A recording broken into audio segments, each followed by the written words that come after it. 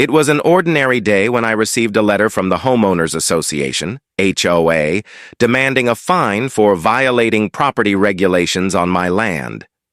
The letter was accompanied by a hefty fine, stating that my ranch, which had been operating peacefully for years, had violated HOA rules regarding the management of farming activities. The accusations were absurd.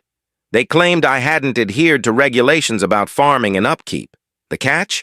I owned the land they were now policing, yet they seemed to have no idea about this fact. I was furious.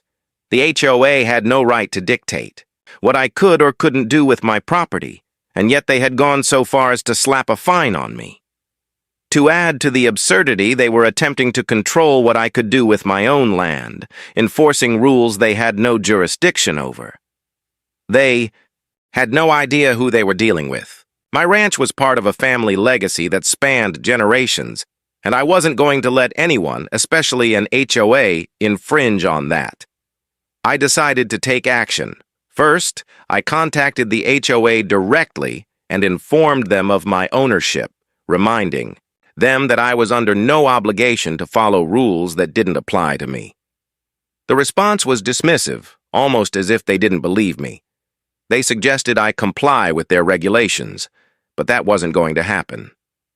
So I took it a step further. I called a meeting with the HOA board and presented them with all the documents proving that I owned the land. I also informed them that I had no intention of allowing them to control or farm on my property.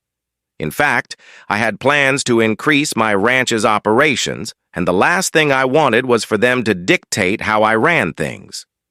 The tension in the room was palpable, but I stood my ground. In the end, I banned the HOA from making any further attempts to farm on my land. They had overstepped their bounds, and I made sure they knew it.